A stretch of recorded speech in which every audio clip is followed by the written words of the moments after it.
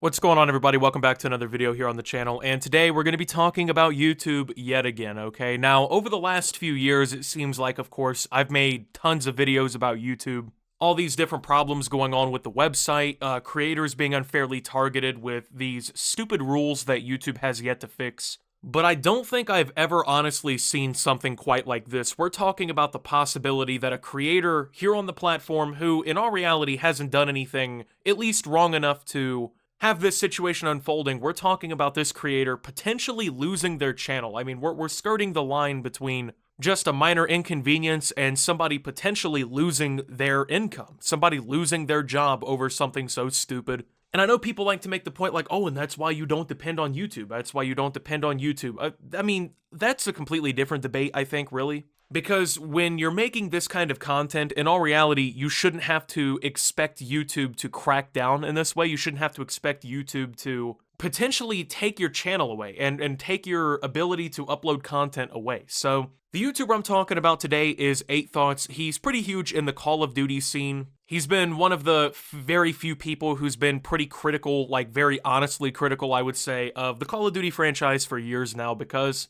if you've played COD within, like, I don't know, the last 8 years or so, you pretty much understand exactly why 8thoughts has made the kind of videos that he's made. I actually have known 8thoughts for years at this point here on YouTube because I used to be a part of the Call of Duty community too. I made these kinds of videos and whatnot. He's kind of like an OG on YouTube, man. He's been around for years upon years. I think he may have even been around before I was on YouTube. And as you guys know, next year will be 10 years of me being on YouTube having this channel. So 8thoughts makes these, kind of like my videos, I guess. These commentaries / gameplay videos, so, talking about a specific topic. He does a little bit of trolling in his videos, I will say, which I don't, of course, think is any reason for anyone to really be upset. But even by those standards, man, this story is absolutely ridiculous. Like, I don't really get how this whole thing is even really happening. I don't understand why this is even being turned into a big deal here, but the YouTuber 8thoughts recently got 2 different strikes put on his channel. Now, here on YouTube, the striking system is a way to kind of keep people within community guidelines, keep people within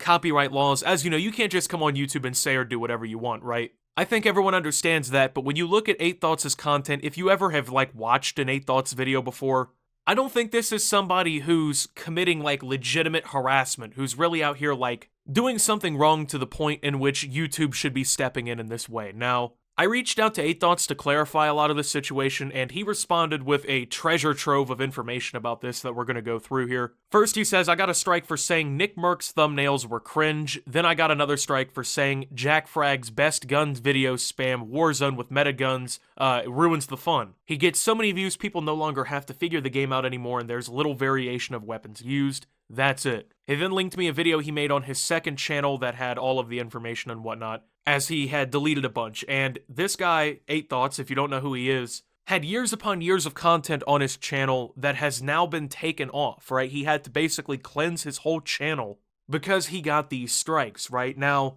of course, I'm going to link his video down below so you can get his side of the story directly from him. You don't have to believe me or anyone else, I guess, talking about this. Like, none of my stuff is malicious anymore. I understand the new, I guess, terms of service of YouTube and the new,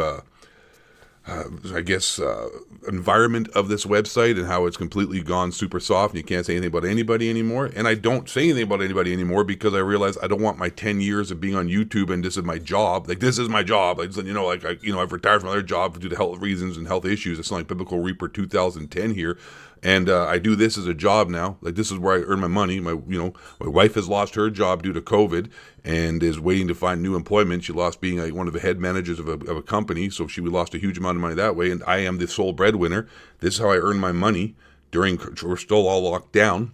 As you can see from that video, 8thoughts is, this is his job. And like a lot of other creators, myself included, this is a primary source of income for him, right? So the fact that he could lose that source of income over something so stupid is insane to me. I mean, you guys know how, like, COVID has affected the economy and things like that. And as he says, his wife has lost her job due to COVID. Like, that's a shitty situation. People should not have to worry about whether or not they're going to lose their jobs at any point, right? Like, that's something that's a security people should have. Of course, when you're doing the right thing and everything. I mean, if you're being a complete moron or something, that's different. But when something like this happens, like an unfortunate circumstance like that, and you're depending on this sole source of income, it definitely is worse to see someone like that affected by something like this than some multimillionaire. I mean, it's still wrong regardless, but I can't imagine being in that situation, right? Like being, having to mentally kind of deal with that. That's got to put a lot of stress on people, man. But so one of the videos that was hit by the terms and policies was Jack Frags is ruining Call of Duty. Now, 8 Thoughts has explained this video to me, and I guess I understand this video from other explanations and whatnot. It's him talking about the subject of content creators, especially Jack Frags,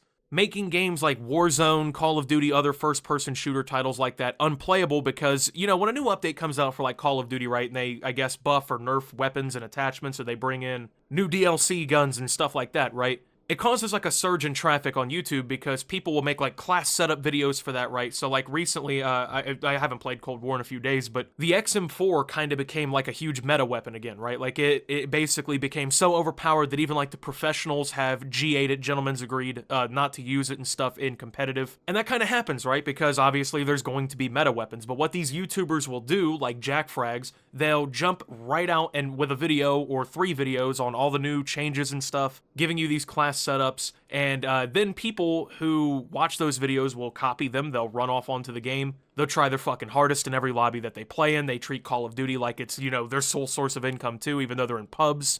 And it ruins the game for people trying to casually play because they're just trying to jump on and, grind camos or whatever, and then you got MLG Phase Optimus Swag Boy 4 million sitting on a head glitch with the decked out XM4 that Jack Frags told him, right? So I think that that's a very legitimate criticism, right? And I mean, I've seen 8 Thoughts' videos before. From what I've seen of them, it's not like he's sitting here like directly targeting and harassing these people. I know a lot of people said that he was in the wrong with the whole Drifter situation, right? Because he kept making jokes about Drifter and whatnot. But this is not harassment. Making videos on people is not harassment. Talking about what people are doing in their channels, in their videos, that is not harassment. It would be different if every single day, right, 8 Thoughts uploaded a video, dogging on Jack Frags, calling him names, things like that. That's different. That can be argued as harassment, but making 1 or 2 videos on somebody saying you don't like their content, that isn't fucking harassment, okay? And this is something that people have been doing on YouTube forever, man. People have been making critical videos of one another ever since I can remember. Like, I can't remember a time on YouTube in which there wasn't some sort of like spicy drama going on, right? Even like way back in the day, this is something people were doing. I mean, you're not gonna find people 100% enjoyable, right? There's people who don't like me, there's people who don't like PewDiePie, and it's fair to criticize people for what they're doing. And also to get struck for making fun of thumbnails too. Like, what fucking point have we reached on YouTube where you can't say anything about anyone else's content, you can't make a legitimate, cohesive argument about somebody's content, you can't say somebody's name, you can't mention that you think their thumbnails suck? That's fucking ridiculous, right?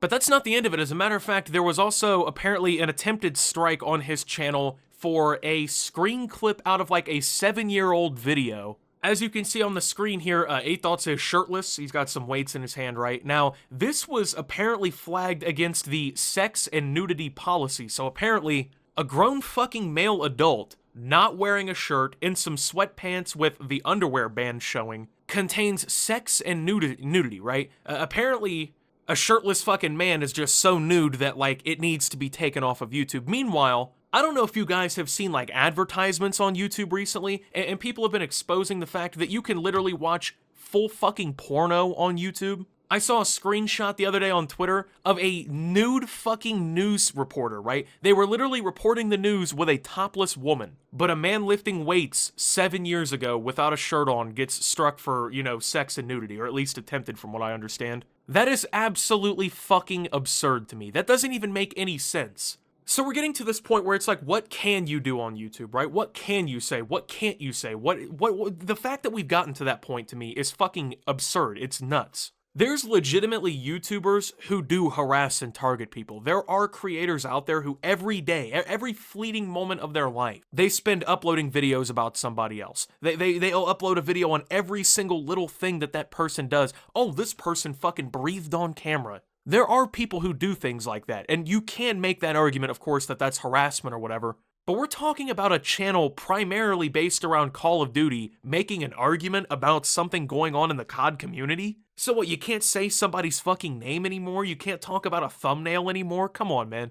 And another thing that I think people really don't consider about a topic like this, right? Once again, this is 8 Thoughts' sole income source, right? He's now basing he and his wife's life around this income from YouTube. but now he's had to basically delete his entire backlog of videos. Now, for those of you who don't really understand how YouTube works, having a backlog of content, especially one as deep as 8 Thoughts' was, is absolutely critical to the well-being of a channel. People don't realize this, but once you get like an established name for yourself here on YouTube and you have years worth of content, that year's worth, of a backlog of videos, that helps you so much in the algorithm, right? Because, you may not notice it, right? But creators who get massive and stuff like this, they get thousands of views a year off of videos that might be like 3 years old. Like recently, a few of my videos from like 2 years ago have been popping off and getting like tens if not hundreds of thousands of combined views. That kind of stuff is important to a channel to keep them in recommended and to keep them in the algorithm. And when he's had to do this, right, when he's had to clear his whole channel because of these absurd fucking claims against him,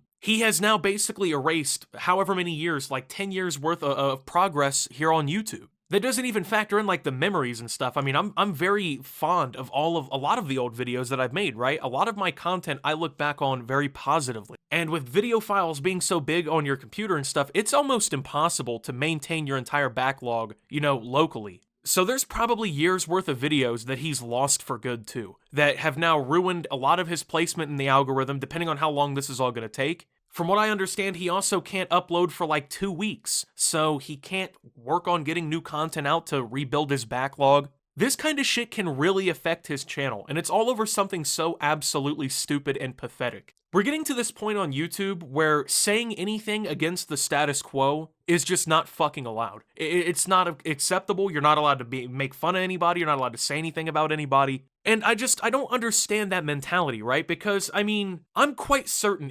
I'd hope if you asked someone like Jack Frags, like if that video was ruining his life, I'm pretty certain if Jack Frags is a well-reasoned adult male, right, that he's gonna be like, no, that video has not affected my life in the slightest. It's not like 8 Thoughts is calling for this guy to have his whole fucking career ruined or anything like that. He's simply making a counter statement against what's going on. But apparently that's not allowed.